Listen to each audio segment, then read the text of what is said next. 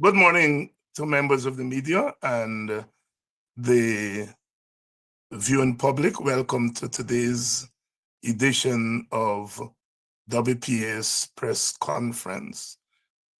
At the head table today are Rohit Kanai, co-leader of the WPA, and Takumo Ogunse, co-leader of the WPA. I am David Hines. I will present the WPA's initial comments, and then I'll ask my colleagues to weigh in when I'm finished. Not for the first time, WPA registers its concern over the uncertainty and controversy surrounding the upcoming general and regional elections. GCOM's refusal to address the fears of the opposition parties has thrown the outcome of the elections in doubt before the first ballot is cast. Using a combination of delaying tactics and misplaced legal excuses, the PPP majority on the commission has all but shut the door to any compromise on the rules for the election. That is a certain recipe for trouble in an already volatile political environment. The utterances by the PPP and the government suggest that they are quite happy with the status quo. In fact, one gets the impression that the ruling party is in charge of election preparation. The recent assertion by the president on the schedule for the elections assumes,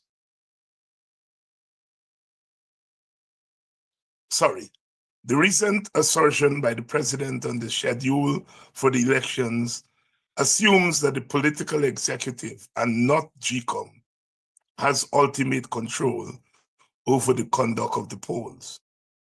Now, we have GCOM's legal advisor and its CEO at loggerheads over residency requirements for the regional election. If the legal advisor's interpretation of the law is upheld by the court, this could have an impact on the preparation for the election.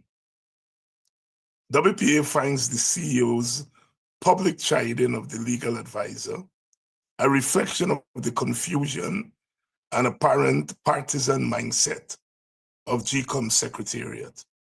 Not for the first time, the legal advisor's stance on the law flies in the face of this partisan mindset.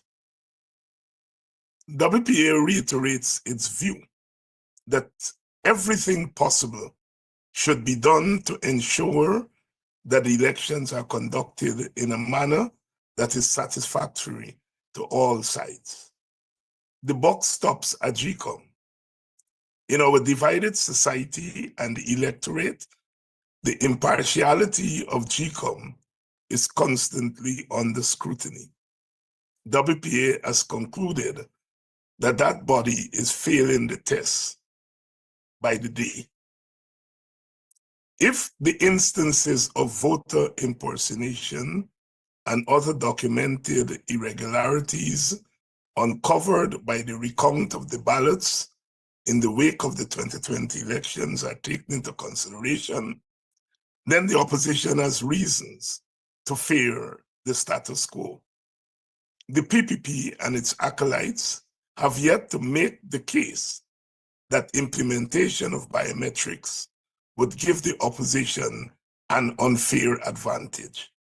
They have also not rebutted the opposition's case that the use of biometrics would decrease instances of voter impersonation. WPA again calls on GCOM to disentangle itself from the stranglehold of the PPP. There is too much at stake. Guyana has a long history of losing parties rejecting the results of elections, a phenomenon that dates back to 1964. In some instances, the rejection has led to post-election disturbances. As recently as 2020, PPP supporters engaged in violent action when it was felt that that party faced election defeat. Guyana should not be pushed down that road again. With Venezuela at the door and the evolution of a petrol state that brings foreign investors to our shores, we cannot afford internal instability. GECOM must act decisively to counter the PPP's date with confrontation. Our election must be a route to stability and peace, not an occasion for instability and civil strife. In the wake of the recent exchanges among commissioners of the Ethnic Relations Commission, WPA calls for an impartial investigation of the charges of partisan interference in the operation of that constitutional body. The charges made by one of the commissioners, who cannot be deemed an agent of the opposition, are very serious. If the commissioner is to be believed, the ERC is engaged in the very ethnic discrimination it is charged with policing.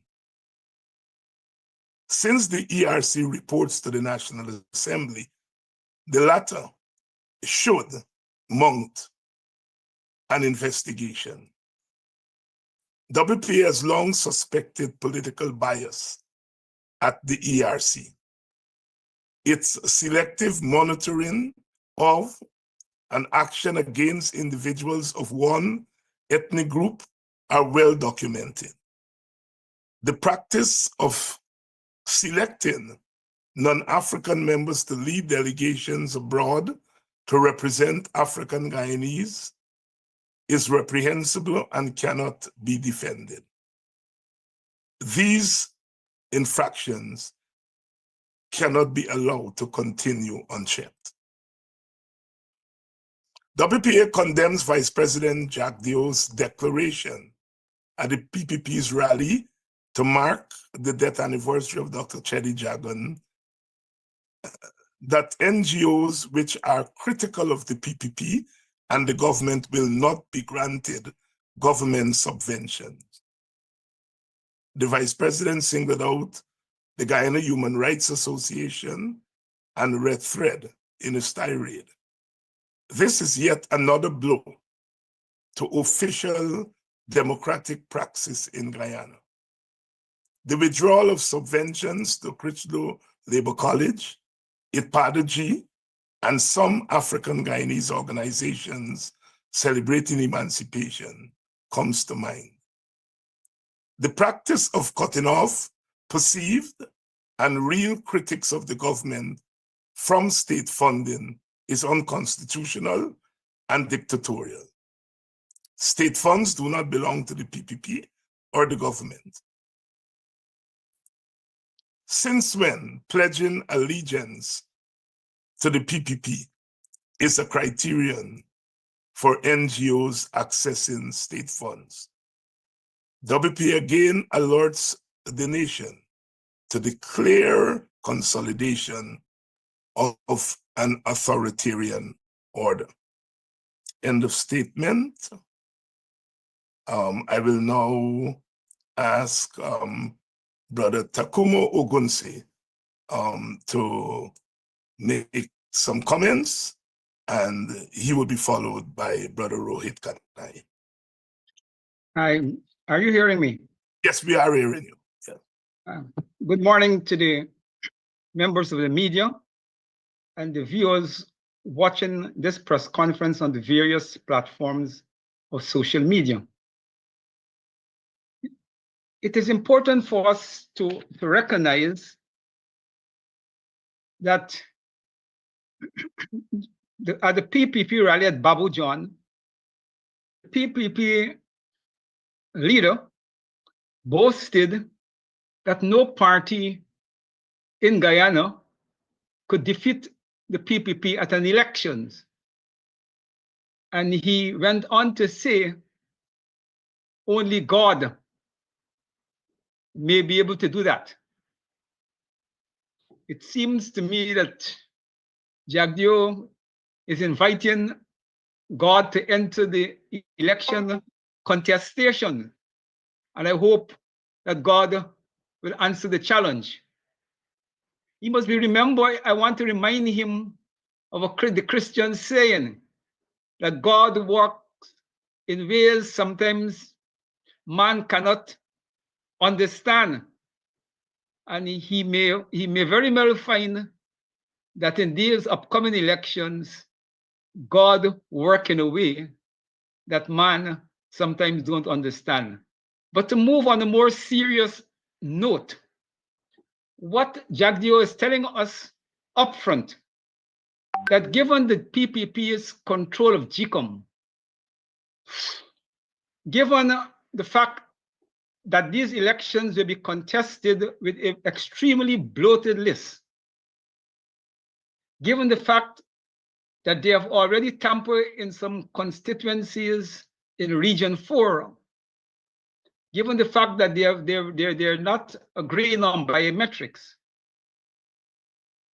what he is saying that the PPP's control of GECOM and the election process makes it almost impossible for the PPP to lose an election.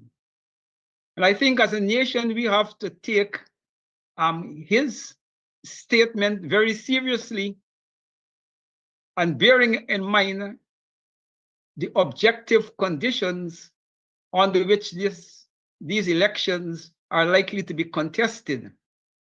And it is, in our view, it is the duty of the opposition to rise to the challenge and to ensure that we alter in a profound way the playing field for these elections and to make it a playing field that give all contestants a fair chance of winning. I think it will be a major crime against the nation if the collective opposition allow itself to be manipulated into contesting the upcoming elections without biometrics, without a proper voters list, without some relaxing of the PPP's control over GECOM. I think to go into the elections under those conditions is carrying us right back to the days of the 70s. I want to take this opportunity to break off from the press statement. I will go back, I will return to it in a minute as I remember. WPA want to express solidarity with the TUC and share our sympathy with them on the unfortunate fire that destroyed a significant part of that building. And we hope that they will be able to rebuild in reasonable time. And so we want to express our solidarity with Critchlow and the workers, because at the end of the day, the property belongs to the working people. And we want to urge Guyanese and Guyanese organizations to rally around the TUC with financial and other support to make sure that that rebuilding could be done in a reasonable time. Now, the government's attitude to NGOs, and it is important that they're making these announcements at a period when the party is celebrating the life of Dr. Jagan. And one would have thought that at such a period, the PPP will be more careful in articulating repressive and backward policies. And and the declaration that NGOs that are critical to the PPP will not get government subvention, and to do it at this present period, I think it speaks volumes of the degeneration of that party and that party disrespect for its founder leader. It is one thing to go to Babu John and boast that the parties cannot be defeated. But I will say it is a disgrace to also to go to Babu John without agreeing to biometrics, a clean voters list, relax PPP's control GCOM, is a disservice to Dr. Jagan. And I think it demonstrates that in Freedom House, power and the corruption of money have now made the PPP politics something that is unrecognizable by its own founder leader. Those are my immediate comments. Thank you very much, Brother Takuma. Brother Rohit, your remarks. Thank you, Brother Hines. Good morning to everyone. We should remember the signboard at Jonestown stating, "Those who forget the lessons of the past are condemned to repeat them." What lessons have we learned over the past 60 years? We have the lessons of past elections. We have the lessons of party paramountcy. And we have the lessons of struggle for democracy. Added to those lessons, we now have lessons of petrostates, how money dictates political issues, cause serious divisions, and heightens the grip on the state as a means of using state resources for private gain. All these issues and the lessons we can learn from them converge at this point in time, leading up to the 2025 elections. We have millionaires and billionaires emerging from within our ranks, creating local masses. The new masses of sheer necessity must strike deals with foreign leaders and states to facilitate the transfer of wealth from the state to private pockets. There are requests for extradition of individuals with enormous wealth and the refusal of the state to comply if it is in the state's interest to do so. This is politics at its best and its worst, depending on whose interests it serves. It is time for Guyana to clean up its acts in relation to all these issues, starting with the preparations for the 2025 elections. Thank you. Thank you very much, Brother Rohit Kanai. We will now open it up to the media for your questions.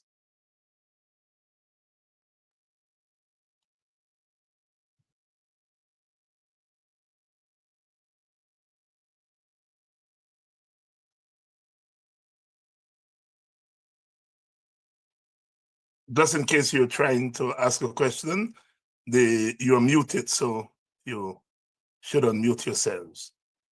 Please.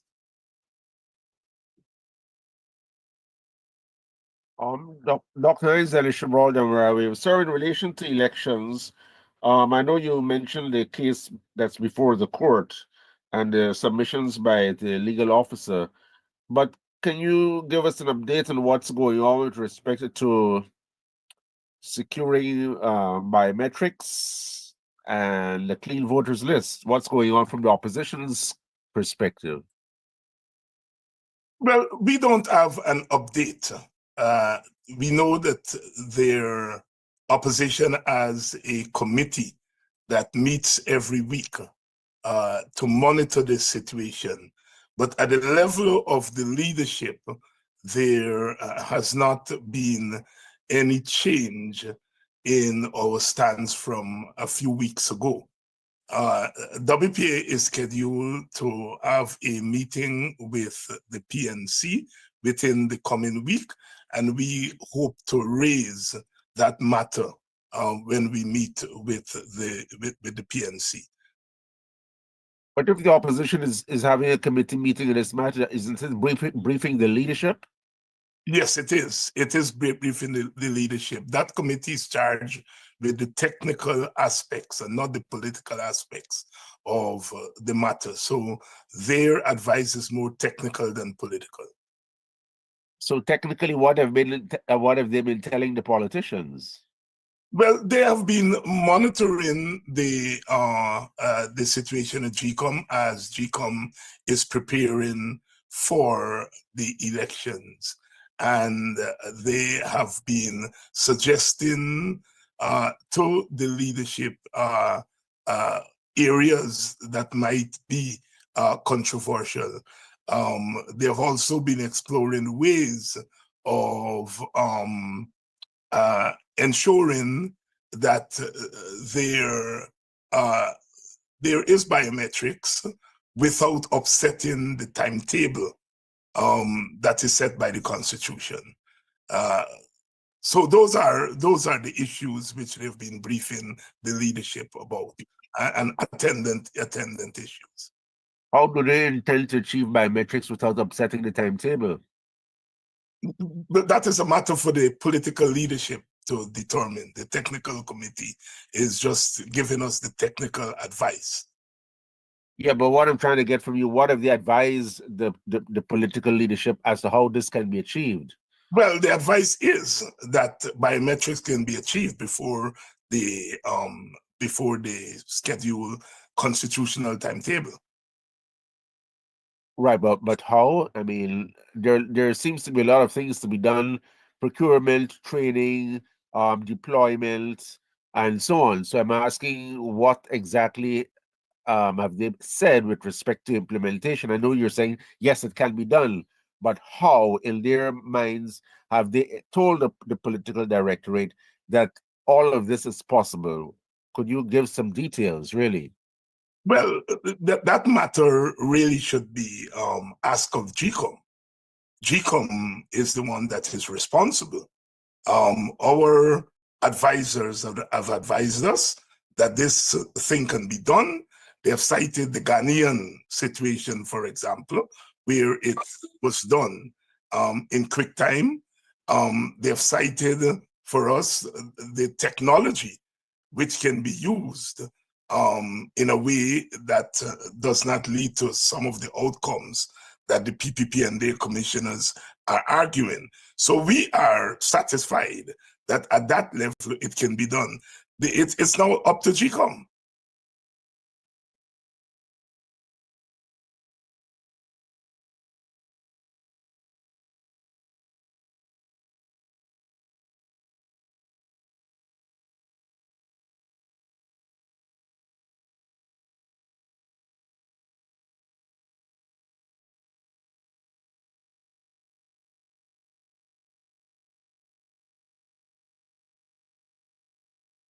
Our concern is that the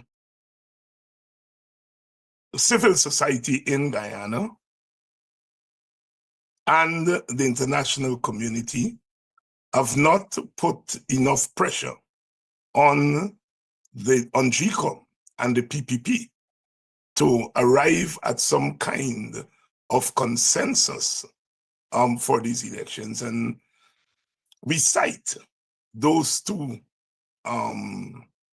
forces because those two forces played a pivotal role at the last election in, quote unquote, ensuring that the elections outcome were what they eventually became. And so we feel that they should be as proactive as they were in 2020 in trying to get GCOM and the government to sit down with the opposition and to ensure that there is some compromise on the concerns of the opposition. The government does not have any concerns. The PPP and the government seem satisfied that all is well at GCOM, despite the fact that the recount in 2020 did show instances of voter impersonation. It did show instances of ballot boxes without documentation and many other anomalies. In fact, CARICOM itself said under the conditions of 2020, GCOM cannot deliver a free and fair election. That was CARICOM in its report. And we are calling on CARICOM, we're calling on the other observer groups to ensure, put pressure on the government and GCOM to ensure that the problems that they saw with the electoral machinery are addressed. The fact that GCOM, after almost 5 years, has not addressed those issues, certainly not to the satisfaction of the opposition, is a scandal. And the silence of the international forces, the silence of some of the civil society groups is really deafening.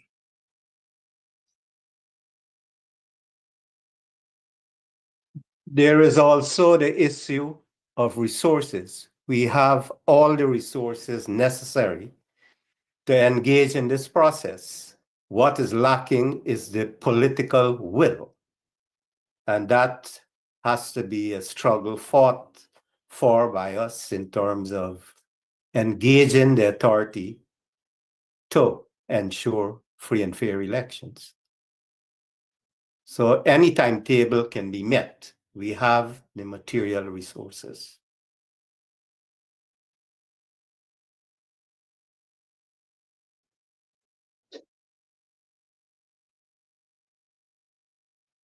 Are there any other questions from the media?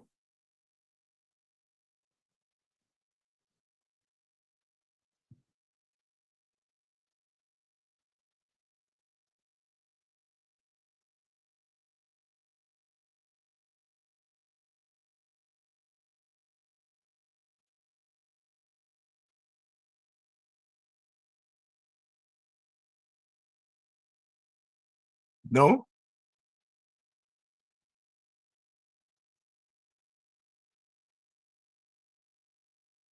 If there are no immediate questions from the media, Brother Takuma, any remarks you want to make as we close out? Just to say that Guyana is at a crossroads. And every day, as we listen to the articulation coming out of Freedom House, it is making it very clear that the present leadership in Freedom House is very unpatriotic and they're politically reckless. And they are prepared to carry the nation to the brink. And it is unfortunate that this process is being accelerated as they seek to remember Dr. Jagan. I think Dr. Jagan probably is turning in his grave. A respectful party who seems to be that confident that they could win the elections, a fair and free elections, should have used the opportunity of Babu John to announce agreement with all the demands of the opposition and to set the stage for this final showdown between themselves and the opposition and to make Dr. Jagan, stand proud. But they went to Babu John, very conscious that they're preparing to rig the elections and to roll back the achievements of the anti-dictatorial struggles of the 80s and the 90s. And they are prepared to set up a new vicious dictatorship driven by petrol dollars and changing geopolitics, which they believe is favorable to them. They are prepared to discard the history of the PPP, their own party, the history of the struggles of Dr. Jagan, and they're setting up a new order driven by a new PPP. And it is clear that this is bad news to Guyana, and the chance of it ending well daily is slipping. Brother Reid, any remarks? I can only concur with the general sentiment here that petrodollars has changed the equation fundamentally. We are seeing millionaires and billionaires rising from within our ranks. At the same time, enormous poverty lies at the grassroots. That is never a formula for stability in any country. And elections is not just casting a vote. It is about ensuring a distribution of wealth in a society determined by the philosophy of the governing party, as well as the distribution of power within the parliamentary structure. All these things are in question right now at this point in time.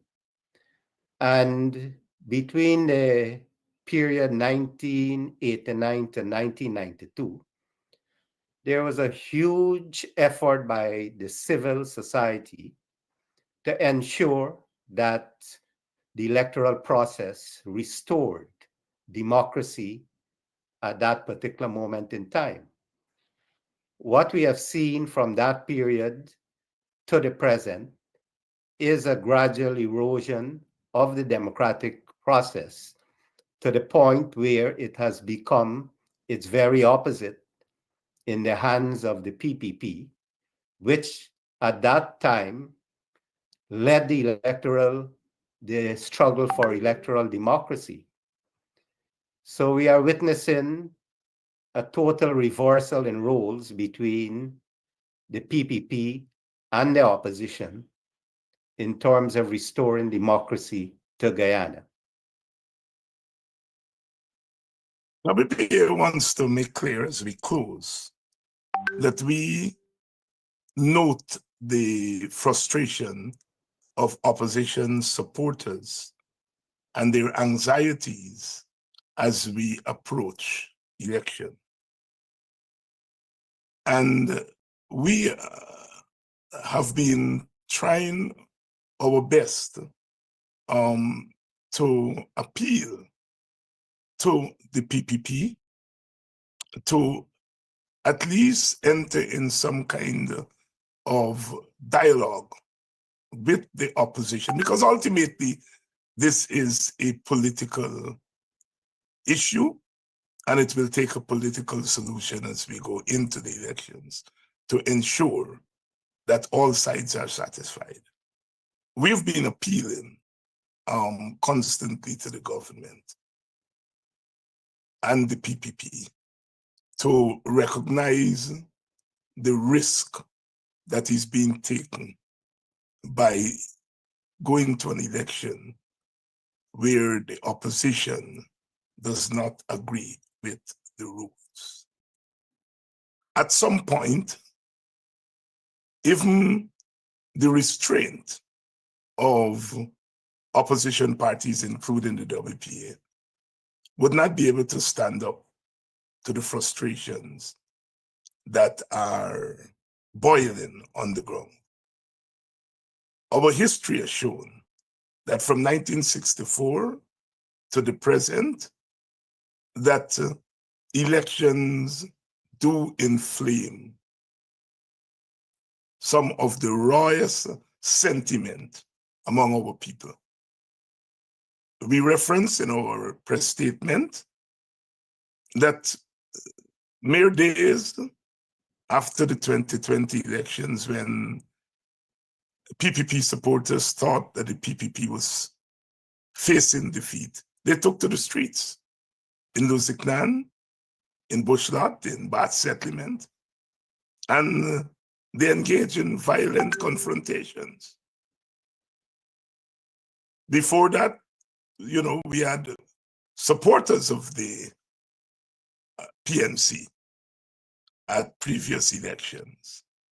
And before that, the PPP itself engaging in post-election violence. And we are saying that the present conditions,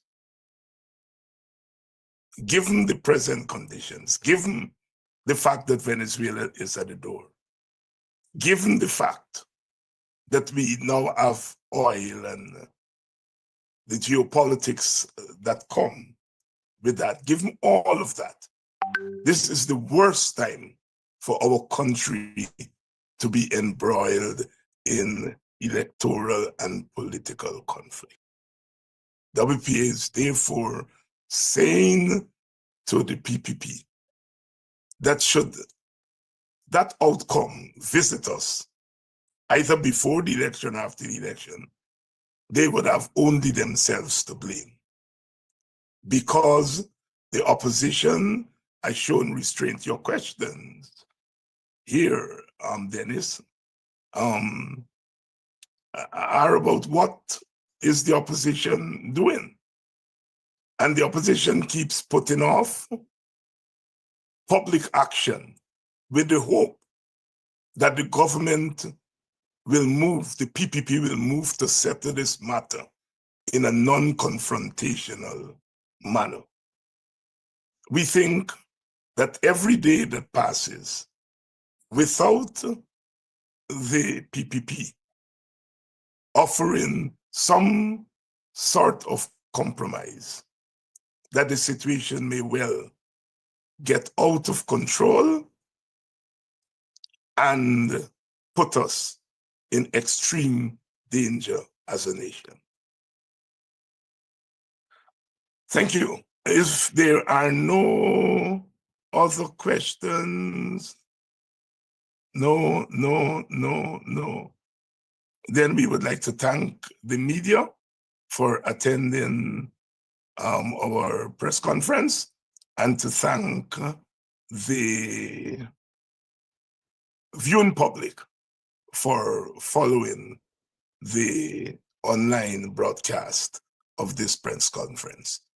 I am David Hines on behalf of brothers Rohit Kanai and Takumo Gunse, co-leaders of the WPA, thanking everyone for attending and viewing our press conference.